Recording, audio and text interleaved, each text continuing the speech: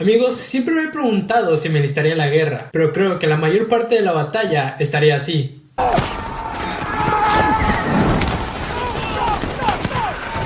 Get up! Keep moving, son! I can't, I'm wounded. There's nothing wrong with you. Hang on, kid.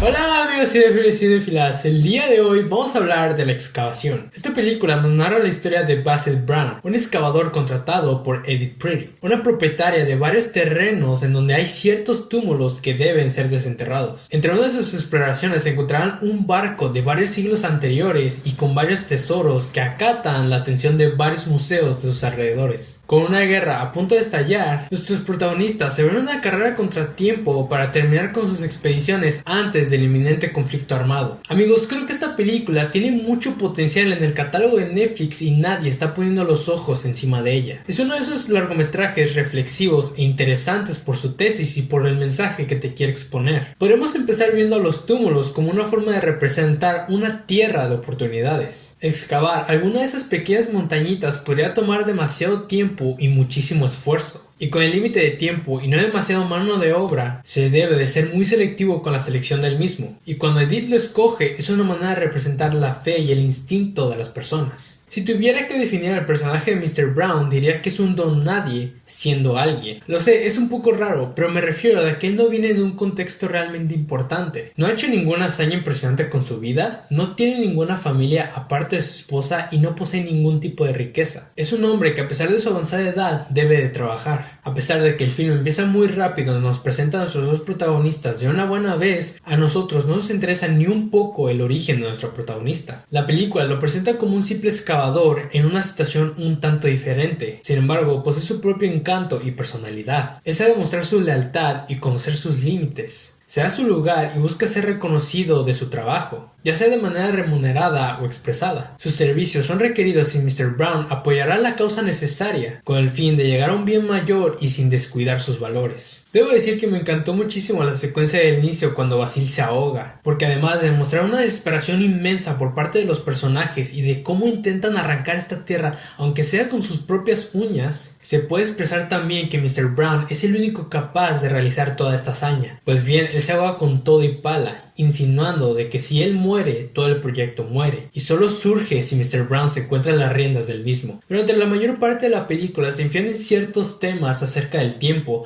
pero no es hasta el tercer acto de la misma en donde se sueltan todas estas ideas. Entre ellas y de mis favoritas fue la preservación de lo espiritual antes de lo material, en donde podemos ver una de las mejores frases dichas en todo el medio: una mentira es una deuda con el tiempo, siendo aquí reinterpretada a que cada acción es una deuda con el tiempo. Un entierro, un objeto perdido, desplantación de flores, cada una de estas actividades deja una marca en el universo y en el cosmos, haciéndonos partes de este mismo y haciéndonos de esta manera eternos. Inclusive a pesar de perder una identidad física como puede ser nuestro cuerpo. Asimismo existe la forma del registro y de cómo se pueden emplear en diferentes formas. En el museo diría que es la más clara, porque te dan un reconocimiento conmemorativa e informativa en una placa acerca de un tesoro o de alguna reliquia. Por otro lado, la misma película te enseña que hay otras formas. Una de ellas sería tirando basura random por cualquier lado como mi cadena al pasto, dejándola deteriorar y a ver quién la encuentra. Pero mi favorita, sin duda alguna, fue la fotografía, porque representa la fotografía como una máquina del tiempo. Veamos cómo fue el uso de la fotografía en la historia de la humanidad. En sus inicios existía para reemplazar a los retratos y darnos un cuadro más realista y de mejor calidad. Luego se fue desenvolviendo en diferentes ámbitos, como el marketing, la exposición fotográfica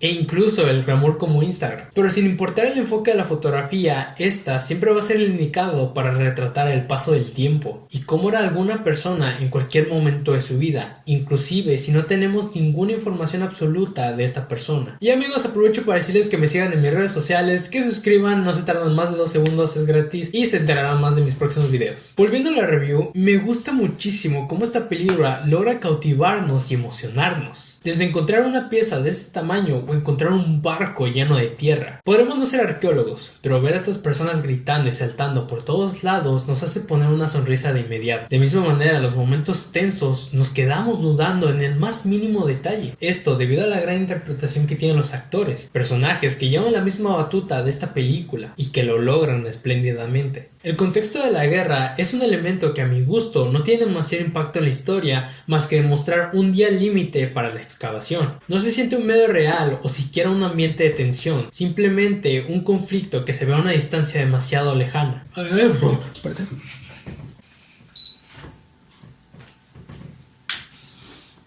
Casi como si estos hechos ocurrieran en un país neutral mientras la guerra está a punto de comenzar. Hay ciertos tintes que nos hacen ver las consecuencias de la misma en la historia, como la incorporación de ciertos miembros a la Fuerza Aérea, las noches de emoción arruinada por alguna noticia en la radio, y una desesperación por conocer el destino de estos tesoros después de la guerra. Pero en general no hay un elemento o un ambiente que dé potencia a este evento histórico más que recalcarlo durante diferentes momentos de la película. Sin embargo, les voy a decir que la inclusión de los aviones en el aire me gustó, porque creo que es una manera de recordarles a los personajes de que hay algo muchísimo más grande que ellos pasando afuera en el mundo. Pero será tarea de ellos darle más importancia a la cultura de la preservación que a la destrucción. La excavación en esta película cobra sentido de diferentes formas. Esto se trata más de un viaje de autoexploración. Los personajes descubren quiénes son realmente, se dan cuenta de cómo han estado viviendo, pero más importante, no deciden ver al pasado y ver cómo llegaron hasta aquí, sino especulan acerca del futuro y de dónde terminarán. Ellos no ven cómo llegó el barco hasta ese lugar. Eso es fácil de saber, pero sino más bien el cómo terminó. Eso es lo importante y eso es lo que constantemente se cuestiona. ¿Acaso les gustaría terminar exactamente en donde se encuentran en su vida en ese momento? Debo decir que a pesar de que amo a Lily James y de que, bueno, hay escenas con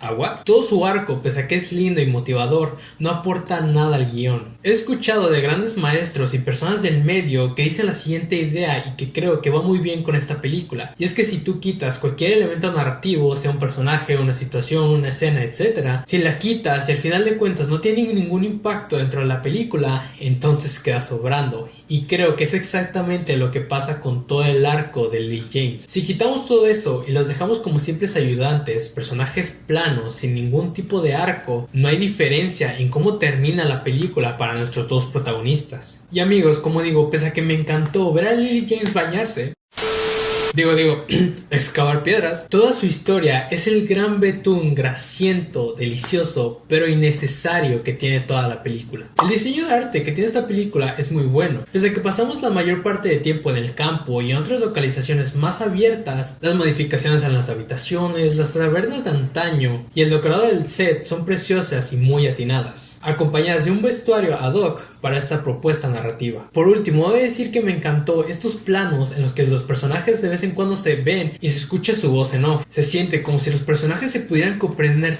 tan bien que no necesitaran de las palabras para expresarse o comunicarse. Pese a que sí están ocurriendo estas conversaciones y no son surreales, el hecho de verlos compartir momentos tan silenciosos los hace ver más íntimos y más agradables de ver. Es por ello, amigos, que yo a esta película le voy a dar un 7.5 de 10.